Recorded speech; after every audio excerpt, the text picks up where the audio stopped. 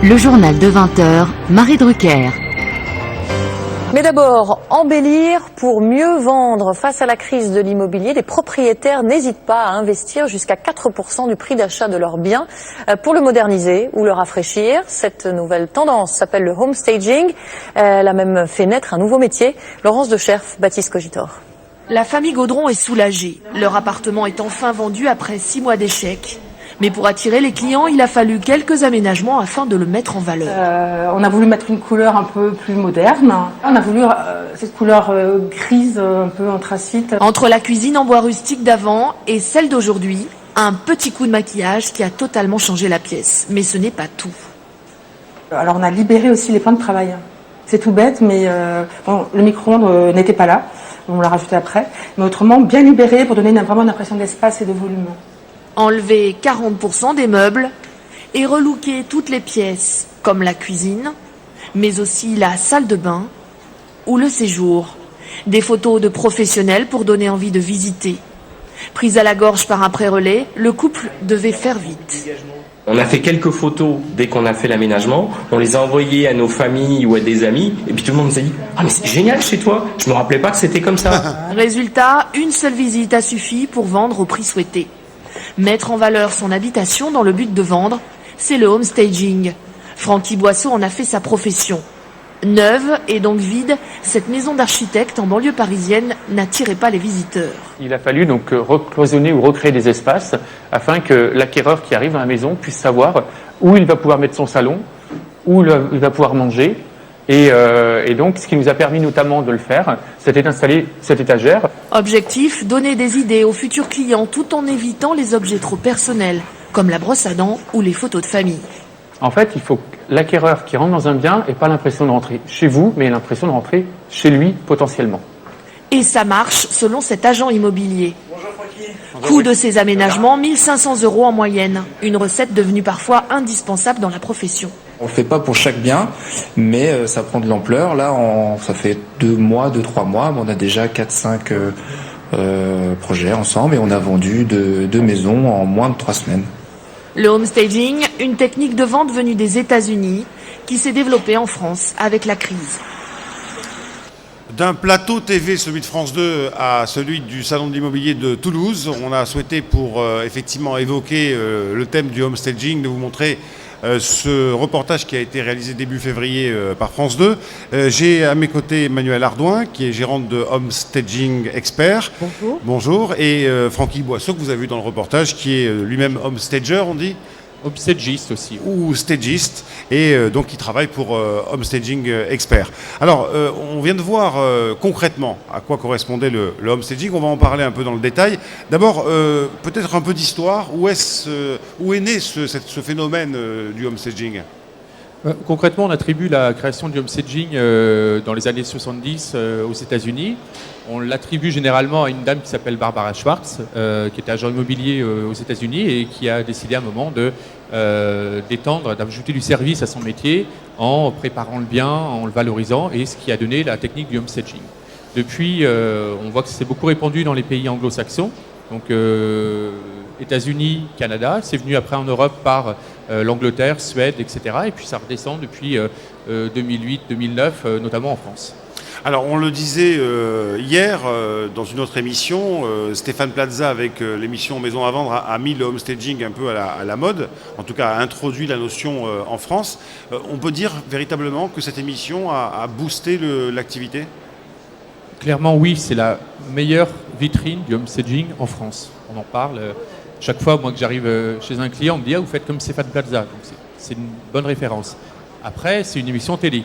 Donc, qui dit émission télé dit il faut faire des images, donc il y a des travaux, on va en parler un peu après, dans ce qu'on entend réellement par un home staging, ce qu'on appelle efficace. Alors, on a entendu que cette technique, parce qu'on peut appeler ça une technique, se développe en France, notamment avec la crise, mais avant tout, la base, c'est finalement que quand on met un bien en vente, eh bien, si on ne touche rien, si on laisse, comme on dit, l'appartement dans son jus, on a moins de chances de le vendre, c'est ça, Emmanuel ? On a plus de chances qu'il ressemble à tous les autres. Donc en fait, l'idée du home staging, c'est de le différencier de tous les autres biens. Identiques, en tout cas. J'ai entendu dans le reportage, il faut que l'acquéreur ait l'impression non pas de rentrer chez vous, mais de rentrer chez lui. C'est exactement ça en fait. Un bien, vous mettez vous demain en vente votre maison elle vous ressemble, vous avez vos photos, vous avez des objets de voyage, peut-être des signes religieux, etc. Donc ça va correspondre finalement pour un acquéreur à 10, 15, 20% de la clientèle. Nous, notre but, à partir du moment où on a aujourd'hui moins d'acquéreurs que de vendeurs, c'est que le si peu de visites qu'on ait, que les acquéreurs puissent se sentir chez eux et que l'intérieur corresponde à plutôt 70-80% de la clientèle. Oui, on parle de relooking, on parle même peut-être un peu de standardisation, en tout cas dans des codes voilà, qui vont à tout le monde, quoi. Oui, c'est plutôt de la restandardisation je sais pas comment on dit ça, que du relooking. Voilà, le relooking, je trouve que c'est un peu trop lié à la mode et on est hors mode. Hein, on ne sait pas, on dépersonnalise et on neutralise au maximum. On a vu dans le reportage un touret en bois posé. Bon, là, c'est quand même, on est dans une approche un peu, comment dire, comment dire, décoration. Hein, Alors, voilà. dans cette maison qu'on a vue dans le reportage de France 2, donc on a tourné le reportage tout début février. Cette maison était une maison neuve, vide, en bois. Donc on a joué sur les caractéristiques de la maison. Pour renforcer ce côté un peu chaleureux, parce qu'on savait que les acquéreurs qui viendraient dans cette maison auraient envie de bois, parce qu'il y a du bois au plafond, etc. Donc c'est pour ça qu'on a utilisé beaucoup de marron, de beige, etc. Et d'ailleurs, juste pour information, cette maison, le compromis a été signé hier. Ah ben voilà, on est dans l'actu en plein. Je rajouterais quelque chose aussi, c'est intéressant dans le homestaging de tenir compte du style de l'habitation en fait. Hein. C'est-à-dire que sur il faut pas être en décalage dans le style. C'est-à-dire un style un peu ancien ou avec de la vieille pierre, etc. Il faut pas y coller forcément quelque chose de trop moderne ou trop tendance. Ben justement, est-ce qu'on peut faire du homestaging partout? Oui. Ouais. Et après? Oui. Oui et... Non, pour moi, Emmanuel a raison, on peut en faire dans la quasi-totalité des biens. On peut, si on doit citer des exceptions, il y en a deux. Il y a soit les biens qui sont en totale rénovation, pour lequel du homestaging, quand il faut refaire l'intégralité des cuisines, salles de bain, de la chambre, etc., ça ne servirait pas à grand-chose. Et là, il faut plutôt miser sur faire des devis, etc., pour aider l'agent immobilier à vendre le produit. Et le deuxième cas, qui est vraiment très rare, même si tout le monde pense qu'il a un château, c'est les biens très haut de gamme qui sont... un style avec des tableaux, des choses un peu...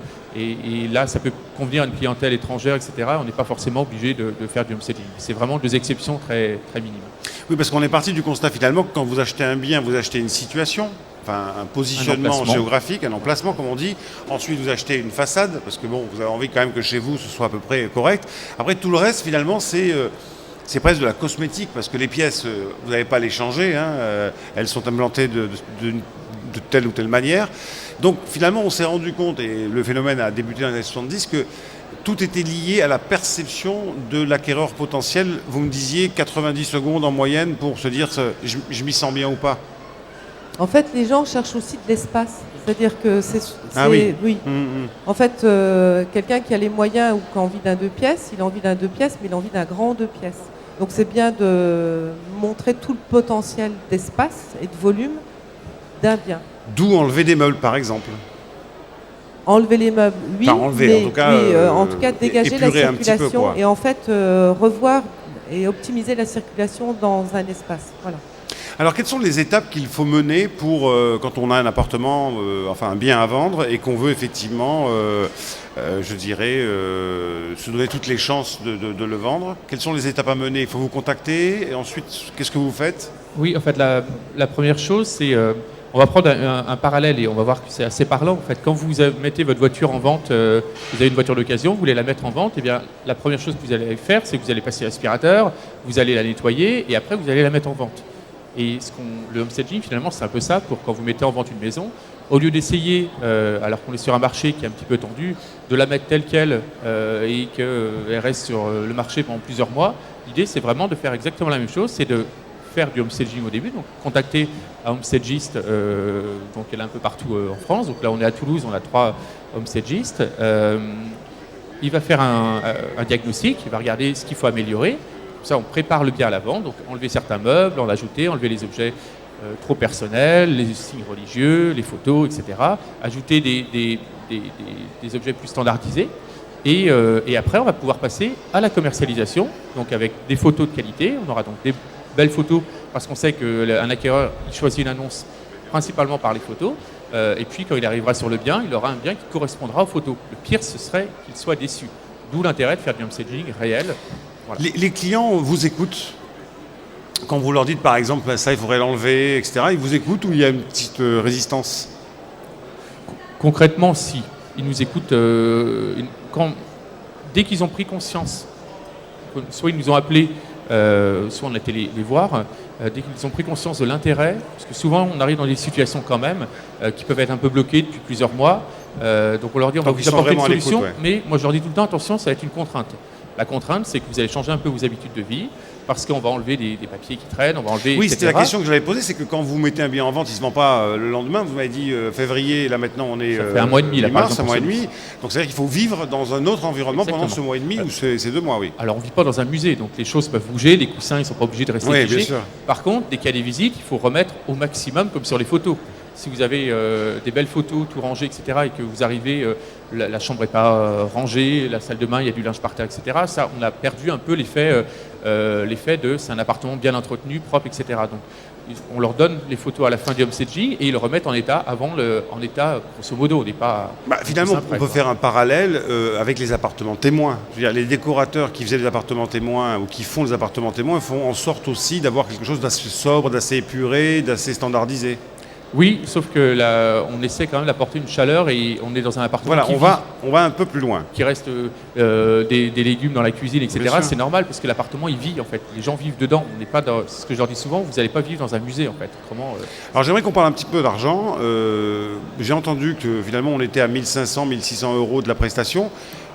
Moi je suis très étonné parce qu'il y a d'abord les honoraires qu'il faut payer au homestagiste et à la société qui l'emploie. Ensuite, j'imagine qu'il faut, quelque part, on l'a vu avec la cuisine, refaire les peintures des portes, des meubles de cuisine. Enfin, dans un appartement qui fait 100 mètres carrés, il y a un tout petit peu d'investissement à faire. Alors comment vous expliquez qu'on soit aussi...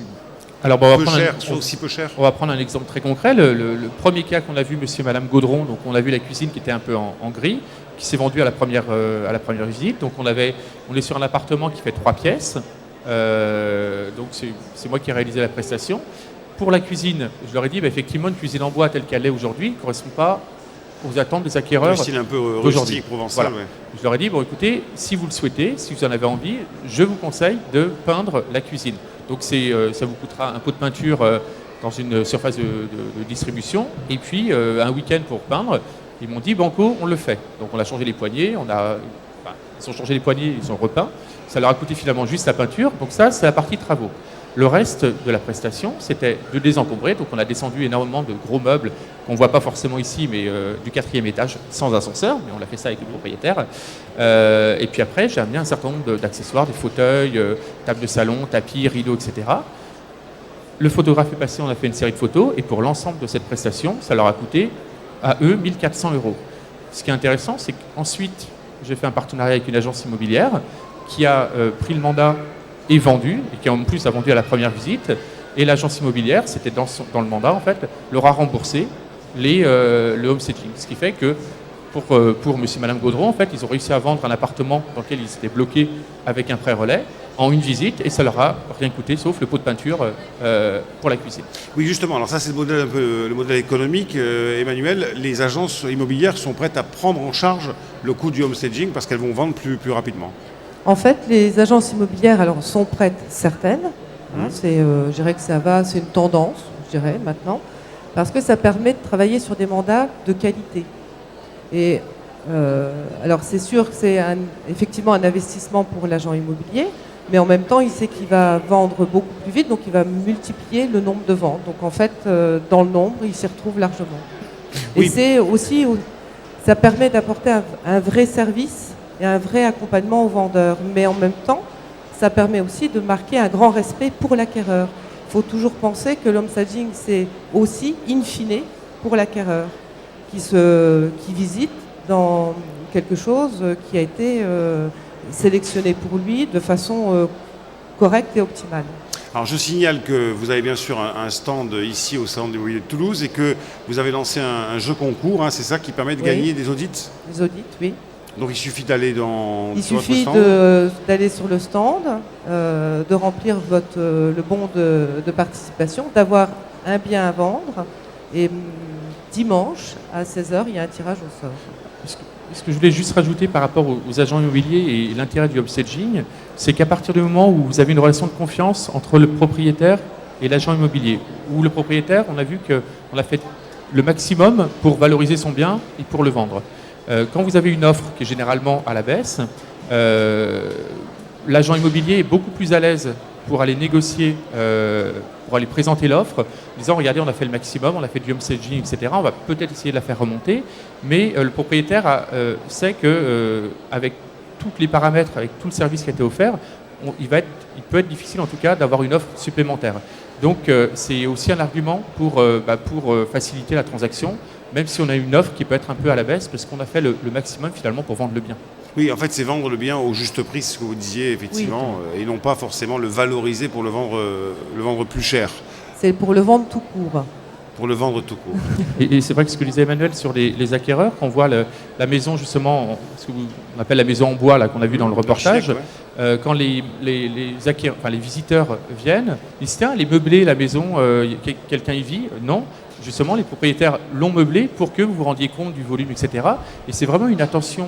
On arrive dans un marché où on se dit, tiens, on fait attention à l'acquéreur. Et c'est vraiment très agréable pour lui, en tout cas. Pour terminer, une ou deux astuces, une grosse ficelle de choses qu'il ne faut pas faire quand on veut vendre un bien, qu'il ne faut pas laisser dans sa maison.